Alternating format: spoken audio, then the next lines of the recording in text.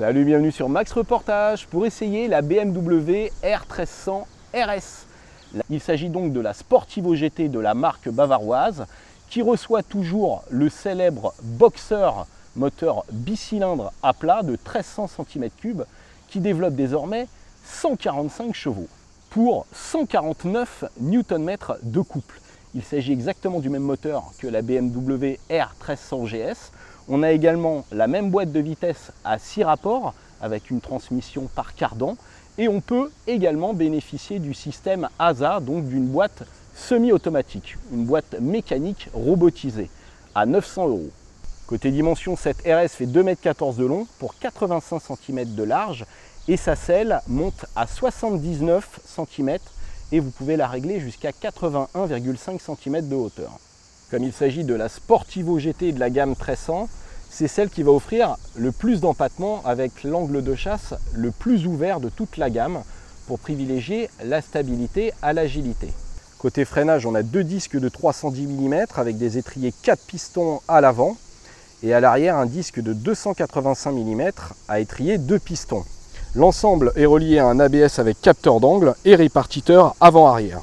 Et on a aussi bien sûr un anti-patinage avec capteur d'angle. Au niveau des suspensions, on peut avoir 4 types de réglages. Les suspensions standards, les suspensions sport, ensuite les suspensions pilotées standard et ensuite les suspensions pilotées sport. C'est le cas de mon modèle d'essai Performance. Sur mon modèle d'essai, j'ai donc une fourche inversée de 47 mm dorée, fourche pilotée sur deux modes, tout comme le mono-amortisseur arrière. C'est ce qu'on appelle le DSA, donc le pilotage électronique sur deux modes de tarage. Alors vous pouvez voir qu'on n'a pas de télélever avant, on n'a pas de triangle de suspension pour éviter la plongée de la moto sur cette 1300 à la différence de la GS. Ce qui change aussi par rapport aux autres 1300, ça va être le débattement de suspension, 130 mm à l'arrière, mais surtout la position de conduite avec ce guidon, vous voyez, qui est légèrement rabaissé, mais pas trop. Et on peut d'ailleurs le rehausser en option. Il est surtout moins large que celui du Roadster R ou même de la GS. Revenons sur la configuration précise du modèle. Donc là, j'ai le style performance à 3230 € et cela inclut la suspension sport, le collecteur dark chrome, le sabot moteur, la selle sport brodée, la bulle surteintée, ajustable manuellement sur deux positions, des repose-pieds réglables et anodisés, et de magnifiques jantes à liseré rouge chaussées de pneus sport Dunlop Sport Smart 3. Et comme nous sommes gâtés, nous avons aussi la finition Pro Performance à 2820 € avec des capteurs de pression de pneus, une béquille centrale, un support pour GPS, des phares adaptatifs, une alarme, des freins sport, les poignées chauffantes, la fameuse suspension pilotée avec le mode de conduite pro et bien évidemment le fameux Shifter Pro. N'oublions pas la sortie Akrapovic facturée 830 €. La finition est impeccable, on a une clé main libre même pour ouvrir le réservoir, ça c'est pratique. Et le réservoir est légèrement rembourré, ça c'est très appréciable aussi. Côté poste de pilotage, on a une instrumentation numérique très lisible comme toujours chez BMW. Même en plein soleil, on n'a pas de reflets, c'est très bien. On navigue assez facilement dans les menus avec la molette à gauche et l'ergonomie est bien pensée avec les boutons menus et les flèches. On a un kit Bluetooth, la possibilité de mettre un GPS, mais malheureusement, il faut télécharger une appli et surtout les données du GPS qui peut être un peu lourd sur un téléphone. Et on aurait préféré avoir Apple CarPlay ou Android Auto. Vous noterez qu'on a également une prise USB à côté de l'écran, assez accessible. Et pour terminer, on parlera du support pour smartphone avec chargeur à induction et prise USB. Ça, c'est pas mal, mais ça vaut 303 €. Et moi, mon iPhone 15 avec sa coque de protection ne rentre pas, c'est pas assez profond. C'est quand même dommage à ce prix-là. Passons au guidon. Une fois qu'on a installé, vous voyez, la position de conduite est un tout petit peu plus basse qu'avant, mais le guidon est un peu plus large. Donc ça n'a pas beaucoup changé par rapport à la 1250. Et alors ce qu'il y a de bien, c'est qu'on a un démarrage main libre. C'est pareil pour l'ouverture du réservoir, donc ça c'est quand même très pratique. Et quand on démarre, on sent un peu le moteur travailler, mais on a beaucoup moins de couple de renversement qu'avant. La mécanique est bien équilibrée. Première, un petit peu dur, mon modèle est à peine rodé. Donc la boîte est quand même à faire. Et on y va. Alors en termes diamètre de braquage, c'est pas celle qui braque le mieux des 1300, hein, puisqu'on l'a vu, l'angle de chasse c'est un peu plus ouvert. Donc c'est une moto qui reste quand même assez longue. C'est pas ce qu'il y a de plus maniable en usage urbain. Après, encore une fois, c'est lourd mais bien équilibré. Et on pose assez facilement les pieds au sol. Là-dessus, les rétros dépassent pas trop du guidon, ils dépassent pas même. Donc on peut se faufiler assez aisément. La rétrovision en revanche n'est pas exceptionnelle, hein. C'est quand même un peu limite. Donc ce qu'il y a de bien encore une fois, c'est qu'on peut évoluer sur le rapport supérieur à haute vitesse parce que le moteur est souple. Après il faut quand même se maintenir au-dessus de 2000 tours, hein, de préférence. Sinon ça broute un petit peu, ça vibre. Et surtout ça fait un bruit de cliquetis. C'est d'ailleurs un des défauts des nouvelles 1300, c'est leur sonorité. Elles font un bruit de cliquetis, c'est comme si on entendait les arbres à cam travailler.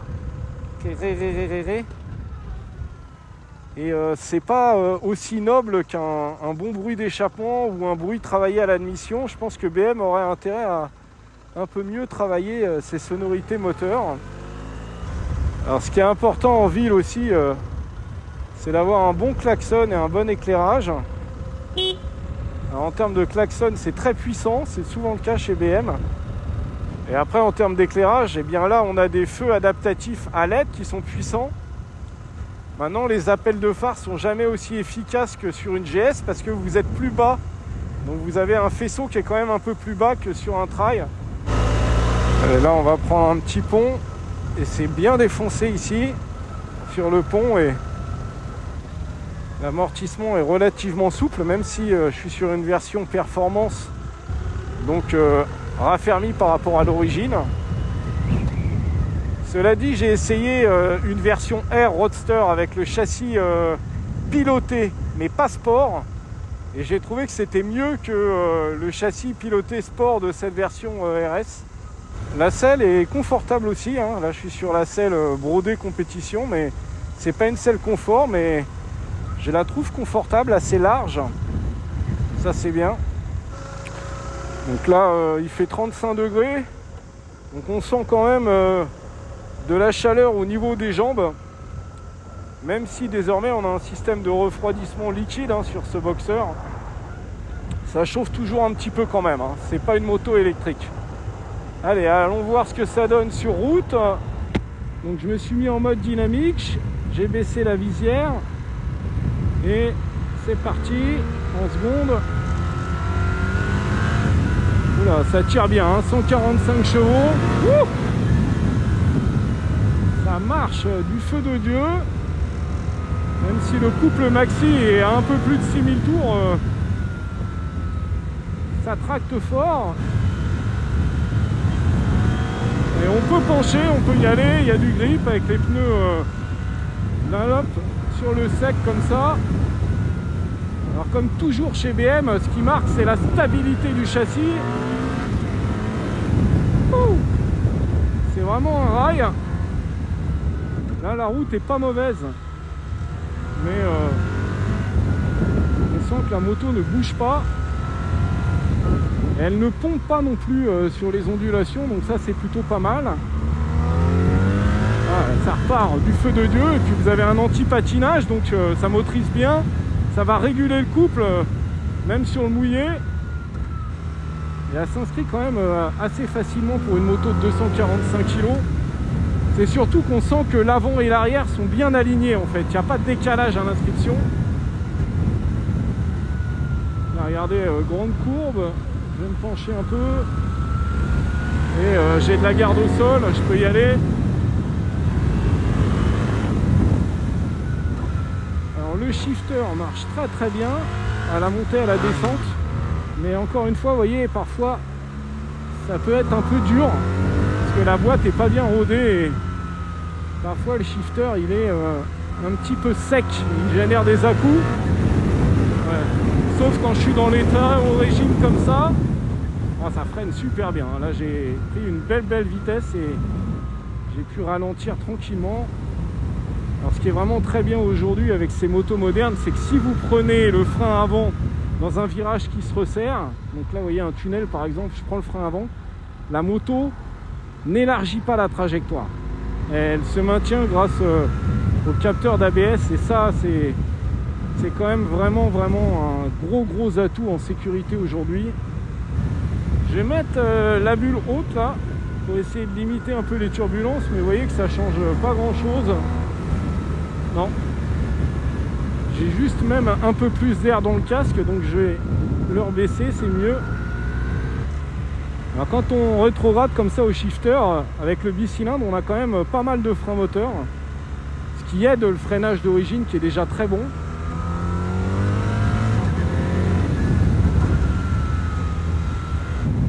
Donc par rapport à l'ancienne RS 1250, je dirais qu'on a une moto encore plus efficace, encore plus sportive, surtout avec le pack performance, avec un moteur encore plus punchy et un niveau de sécurité en hausse. Seul bémol, encore une fois, ce sera la sonorité, hein, puisque désormais on entend surtout les bruits d'air plus que les bruits du moteur et de l'échappement, même avec l'option Akrapovic. On va voir ce que ça donne sur autoroute. Allez, maintenant direction l'autoroute, où normalement c'est son cheval de bataille, hein, comme on dit. Et on va s'insérer au milieu des camions. Voilà, pas de problème. En revanche, je suis quand même obligé de baisser la tête tout de suite, hein, vous voyez, à 130, parce que j'ai beaucoup de turbulences et la protection est franchement symbolique. Alors si on en prend plein la poire au niveau aérodynamique, c'est vraiment bien au niveau des jambes. Les genoux sont bien protégés, les tibias aussi avec les moteurs. En termes de performance, ils annoncent un 0 à 100 en 3 secondes 2. Alors comme on a une meilleure aérodynamique que la GS, on a une meilleure allonge en vitesse de pointe, on va dépasser les 2,30 sans problème. Alors, au niveau du compteur, c'est quand même très précis, hein, vous n'avez pas beaucoup de marge. Hein. Vous voyez, quand il indique 130 sur Google, vous êtes à 127 au GPS, hein, ouais, il y a moins de 5 km/h de marge. Je vais mettre le régulateur de vitesse. Donc là, j'ai le régulateur de vitesse standard.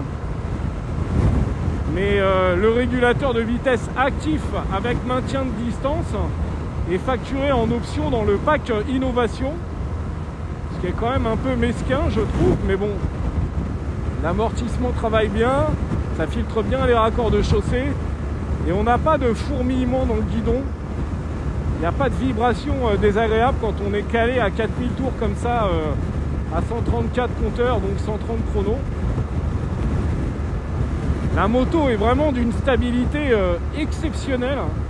Elle ne bouge pas, là, même en plein vent du côté de Narbonne, au régulateur, vous voyez, je peux lâcher les mains. Ils annoncent 4,8 litres de consommation mixte. Dans la réalité, vous ferez entre 5,5 litres et 6 litres, je dirais. Sachant que vous avez un réservoir de 17 litres, ça fait une autonomie aussi entre 280 et 320 km. Donc on a une bonne routière sur laquelle il faudra mettre la bagagerie qui va bien. Là, j'ai pas pu vous présenter la bagagerie. Mais en général, les bagages chez BM sont chers, mais très pratiques et fonctionnels, et couplés avec la clé, ça c'est bien.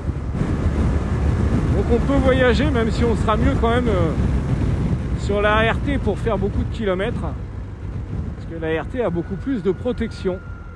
Allez, on sort de l'autoroute. Et nous voici au terme de cet essai et on va parler de la chose qui fâche, le prix, qui démarre à partir de 17 450 €, mais ça c'est hors option. Si vous voulez un modèle parfaitement équipé comme celui-ci, en version performance avec les packs et compagnie, vous êtes à 24 633 €. Donc ça pique, même si ça reste quand même moins cher que la GS qui démarre à 21 300 € catalogue et qui est désormais disponible dans une série spéciale Dark Edition à moins de 20 000 € avec un bon équipement. Mais elle reste plus chère quand même que cette version RS, certes moins polyvalente, mais quand même bourrée d'atouts comme on l'a vu. J'espère que cette vidéo vous a plu. Je vous invite à vous abonner à ma chaîne YouTube Max Reportage, à me suivre sur les réseaux sociaux. À bientôt, ciao!